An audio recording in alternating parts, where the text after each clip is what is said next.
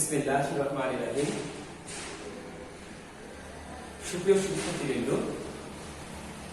আশা করি ঘরে এবং বাহিরে, কাছে অথবা দূরে যে সকল শিক্ষার্থী আছো প্রত্যেকে ভালো আছো, সুস্থ আছো। তোমাদের সকলের সুস্থতা কামনা করে আমি মোহাম্মদ আবুল কালাম আজাদ, সহকারী শিক্ষক, জুরানপুর পরিবর্তন উচ্চ বিদ্যালয়, জুরানপুর অনলাইন স্কুলে ষষ্ঠ শ্রেণীর শিক্ষার্থীদেরকে স্বাগত জানাচ্ছি। প্রিয় শিক্ষার্থীরা,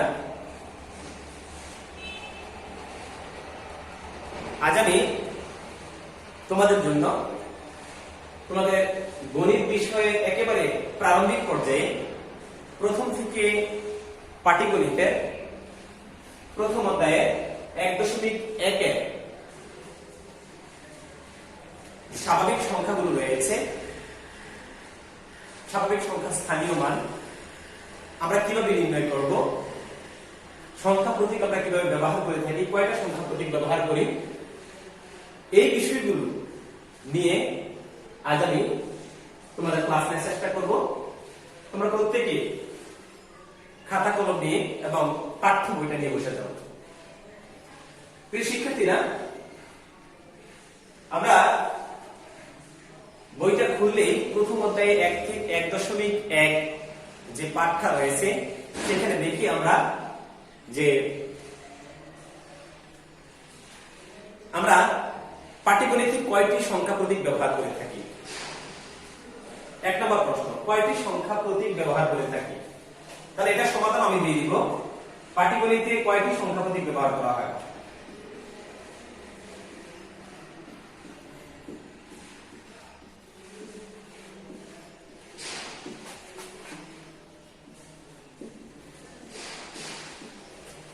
কয়টি প্রতীক ব্যবহার করা হয়?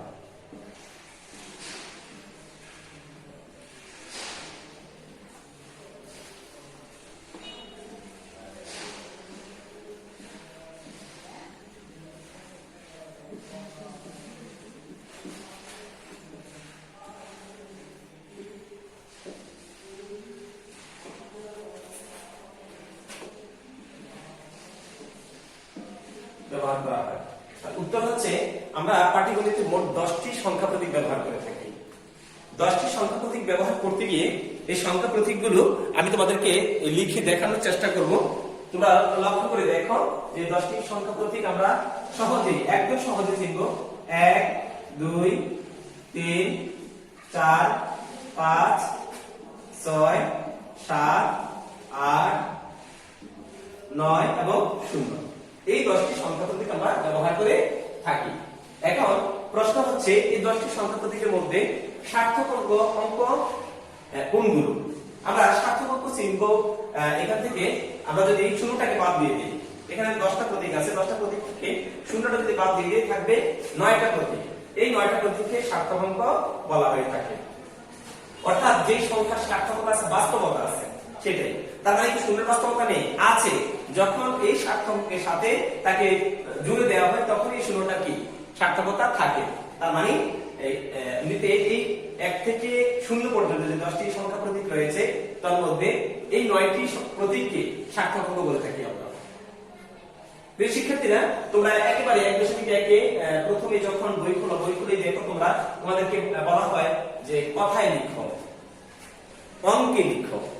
এখন কথায় লিখো, অঙ্কে লিখো, তোমরা সেই ক্লাস 2 থেকে ক্লাস 1 থেকে তোমরা শুরু করে তোমরা শিখে আসছো, এই পর্যন্ত শিখে আসছো। তোমরা জানো এগুলো, তোমাদেরকে এগুলা বুঝাতে হবে না।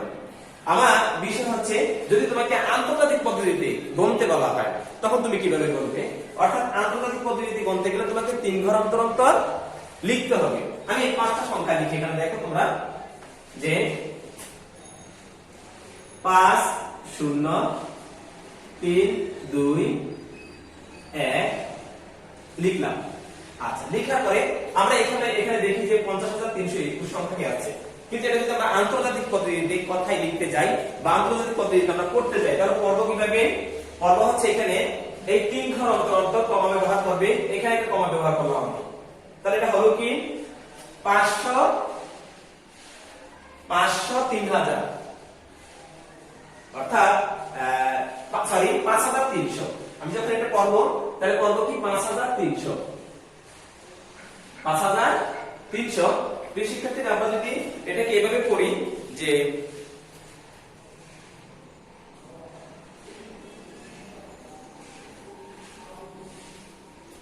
শিক্ষার্থী আমরা যদি এখানে আরো একটি সংখ্যা প্রতীক ব্যবহার করে থাকি তাহলে হলো কত হলো এখানে একক, দশক, শতক, সহস্র, অযুত, লক্ষ। এখন আমি এই তিন ঘর অন্তর আমি এখানে কমা ব্যবহার করব, কলম ব্যবহার। তাহলে এখানে কি হলো 450,000, 450,000 মূলত হয় হচ্ছে 4,50,321।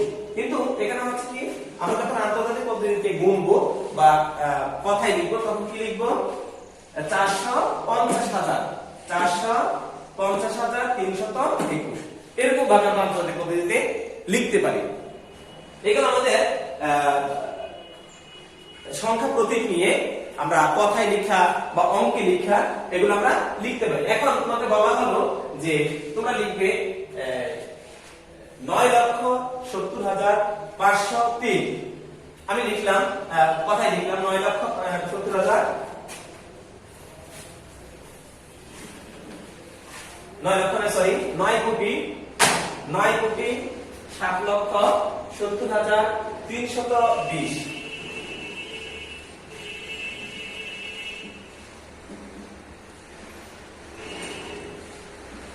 9,07,70,000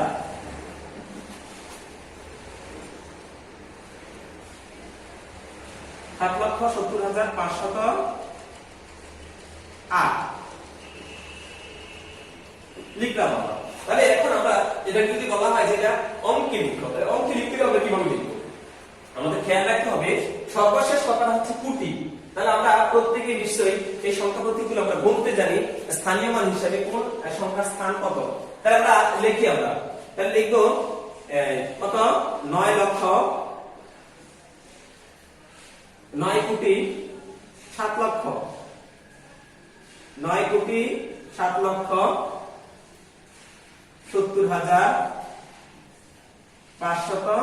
তাহলে আমরা বলে দেখি যে আমাদের কোটি ঘর পর্যন্ত গেছে কিনা। একক, দশক, শতক, সহস্র, অযুত, লক্ষ, নিযুত, কোটি। তাহলে আমরা দেখলাম যে এখানে কোটির ঘর পর্যন্ত গিয়েছে। তাহলে লিখবো কি এখানে কি লিখবো আমরা 9,07,70,508। এই হচ্ছে আমাদের যদি আমাদের বলে যে কথা লেখার পরে যদি বলে যে এটাকে অঙ্কে লিখে দাও, তাহলে আমরা খুব সহজে একদম খুব সহজ পদ্ধতিতে আমরা কথা লিখে দিতে পারি, অঙ্কে লিখে দিতে পারি। তাহলে এই হচ্ছে আমাদের সংখ্যা প্রতীক যে আমরা ব্যবহার করব। কিভাবে ব্যবহার করব তার একটি নিয়ম আমি দেখালাম তোমাদেরকে, তোমরা এভাবে লিখতে পারো। তো শিক্ষার্থীরা, এবারে যদি বলা হয় এই সংখ্যাটাকে যদি বলা হয়, আমি একটু মুছে দিই এটা, এই সংখ্যাটাকে যদি বলা হয় এখানে যে সংখ্যাটা দেয়া আছে যে 9,07,70,508, এটাকে যদি বলা হয় যে তুমি স্থানীয় মানে লিখো, তাহলে স্থানীয় মানে তুমি কিভাবে লিখবে? আমি উপরে লিখি একটু লেখার সুবিধার্থে।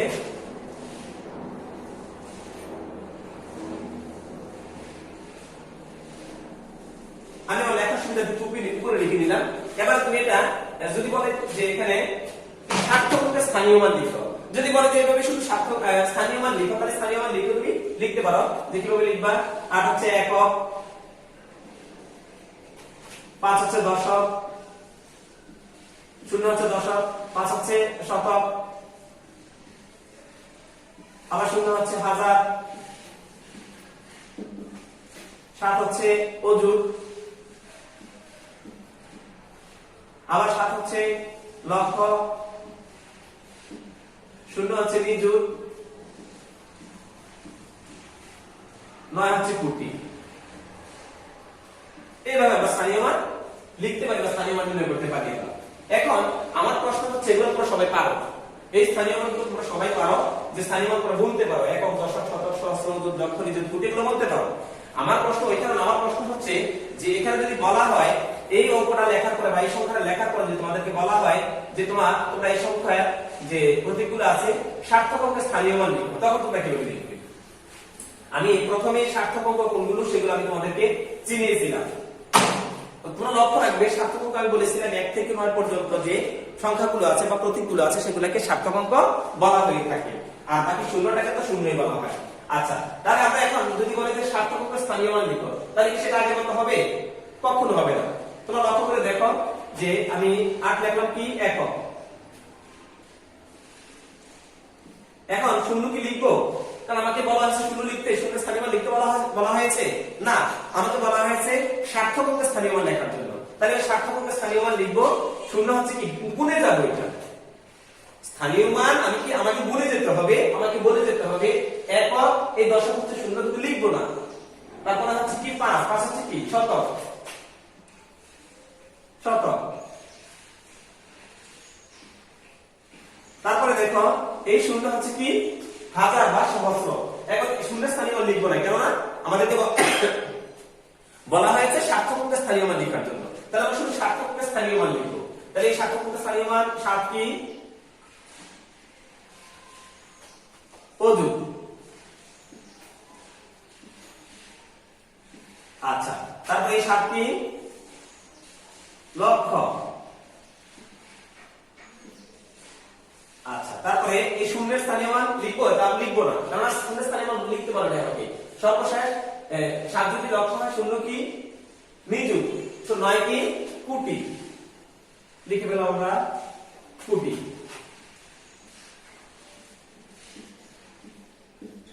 কোটি। তাহলে আমরা এভাবে আমরা সার্থক অঙ্কের স্থানীয় মান লিখতে পারি। এবারে আরো কিছু অঙ্ক তোমাদের থাকে, এই চ্যাপ্টারটার মধ্যে আরো কিছু অঙ্ক থাকে তোমাদের, যে বলা হলো আমি এই সংখ্যাটা কি বুঝাবো তোমাদের? না, এই সংখ্যা না, আমি আরেকটা সংখ্যা নতুন করে লিখে তারপর তোমাদের বুঝাচ্ছি। লিখলো 7 5 3 8 9 0 4, এই একটা সংখ্যা লেখার পরে তোমাকে বললো যে উপরের যে সংখ্যাটি আছে, যে অঙ্কগুলো আছে, উপরের অঙ্কগুলো একবার ব্যবহার করে, এই প্রতীকগুলো একবার ব্যবহার করে, মাত্র একবার ব্যবহার করে তুমি বৃহত্তম সংখ্যা এবং ক্ষুদ্রতম সংখ্যা গঠন করো। কয়টা আছে এখানে? 1 2 3 4 5 6 7। তাহলে বলবে যে উপরের সংখ্যাগুলো একবার ব্যবহার করে, উপরের প্রতীকগুলো একবার ব্যবহার করে 7 অঙ্কের বৃহত্তম ও ক্ষুদ্রতম সংখ্যা গঠন করো। তাহলে আমি কিভাবে করতে পারি, তোমরা কিভাবে করতে পারো? তোমরা একটু লক্ষ্য করে দেখো, যেটা যদি আমরা বৃহত্তম সংখ্যা গঠন করতে যাই কিভাবে করব। আমরা আগেও জানি যে বড় সংখ্যা হচ্ছে বৃহত্তম আর ছোট সংখ্যা হচ্ছে ক্ষুদ্রতম। তাহলে দুইটা ক্রমধারা আছে, একটা হচ্ছে কি বলে যেটাকে, একটা হচ্ছে ঊর্ধ্বক্রমে, একটা হচ্ছে অধক্রমে। আমরা শিখেছি এটা। ঊর্ধ্বক্রমে মানে হচ্ছে কি ছোট থেকে আস্তে আস্তে বড়র দিকে, আর অধক্রম মানে হচ্ছে কি বড় থেকে আস্তে আস্তে ছোটর দিকে। তাহলে আমরা যদি বৃহত্তম সংখ্যা লিখতে হয় তাহলে কোন দিক থেকে লিখবো? নিশ্চয় তোমরা জানো যে সেটা হচ্ছে কি বৃহত্তম সংখ্যা লিখতে হলে তোমাকে লিখতে হবে বড় থেকে আস্তে ছোটর দিকে। আর যদি বলে যে ক্ষুদ্রতম সংখ্যা লিখতে, তখন কিভাবে লিখবে? ক্ষুদ্রতম সংখ্যা লিখতে হবে তোমাকে ছোট থেকে আস্তে বড়র দিকে। তাহলে আমি লেখা শুরু করি, এখানে এই সংখ্যাগুলো ব্যবহার করবো, এই প্রতীকগুলো আমি একবার ব্যবহার করে গঠিত বৃহত্তম ও ক্ষুদ্রতম সংখ্যা গঠন করে তোমাদেরকে দেখাচ্ছি আমি। তাহলে লিখতে পারো তোমরা বৃহত্তম সংখ্যা, 7 অঙ্কের বৃহত্তম সংখ্যা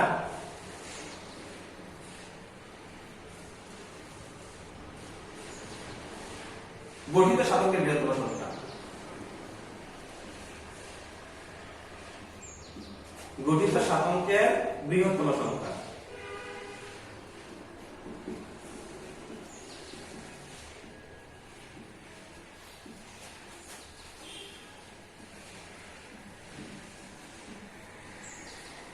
আচ্ছা, তাহলে তোমরা লক্ষ্য করো এখানে সবচেয়ে বড় সংখ্যা কোনটা আছে, বৃহত্তম সংখ্যা কোনটা আছে? 9, লিখলাম আমি 9। তারপরে আছে 8, তারপরে 7, তারপরে 5, তারপরে 4, তারপরে 3 এবং সর্বশেষ হচ্ছে 0। তাহলে আমরা পেয়ে গেলাম আমাদের বৃহত্তম সংখ্যা। এই হচ্ছে বৃহত্তম সংখ্যা। শিক্ষার্থীরা তোমরা একটু মনোযোগ সহকারে দেখলে এই যে অঙ্কগুলো আমি দেখাচ্ছি, অঙ্কগুলো ভুলার কথা না। আর এই প্রথম অধ্যায়ে 1.1 যে অঙ্কগুলো দেওয়া আছে শুধুমাত্র জাস্ট সংখ্যার ব্যবহারগুলো আমরা কিভাবে করব, স্বাভাবিক সংখ্যার ব্যবহারগুলো বা প্রতীকের ব্যবহারগুলো আমরা কিভাবে করবো, সংখ্যা প্রতীকের ব্যবহারগুলো কিভাবে করবো, এই ব্যবহারগুলো তোমরা যদি সঠিকভাবে অ্যাপ্লিকেশনে জানতে পারো তাহলে আমার মনে হয় পরবর্তীতে তোমাদের কোনো ক্লাসে এই সংখ্যাগুলো নিয়ে কোনো সমস্যা হবে না। যে কোনো একটা সংখ্যা, বিশাল সংখ্যা, বড় একটা সংখ্যা লেখা আছে, সেটা তুমি পড়তে তোমার কোনো সমস্যা হবে না যদি এটা প্রয়োগ করার নিয়ম জানো তুমি। তারপরে দেখো এই গঠিত 7 অঙ্কের ক্ষুদ্রতম সংখ্যা।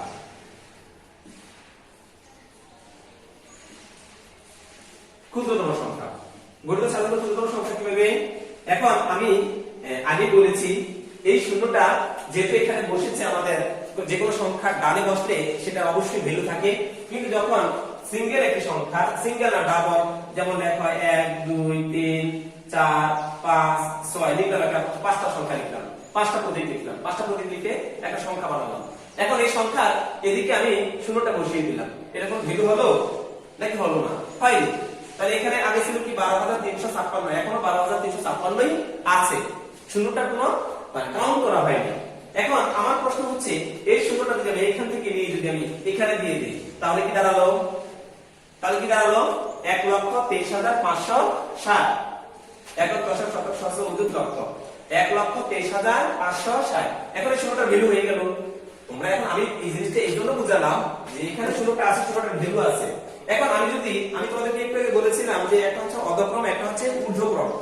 ঊর্ধ্বক্রম লেখা মানে হচ্ছে কি, ঊর্ধ্বক্রম লেখা মানে হচ্ছে ছোট থেকে বড় ক্রমে সাজিয়ে লেখা, আর অধক্রম মানে হচ্ছে বড় থেকে আস্তে আস্তে ছোট দিকে যাওয়া, ঊর্ধ্বক্রম মানে হচ্ছে ছোট থেকে আস্তে আস্তে বড় দিকে যাওয়া। এখন এটা লিখলাম বৃহত্তম, লিখলাম কি অধক্রমে, বড় থেকে আস্তে আস্তে ছোট দিকে যাওয়া। তাহলে শূন্যটা দিলাম সবার শেষে।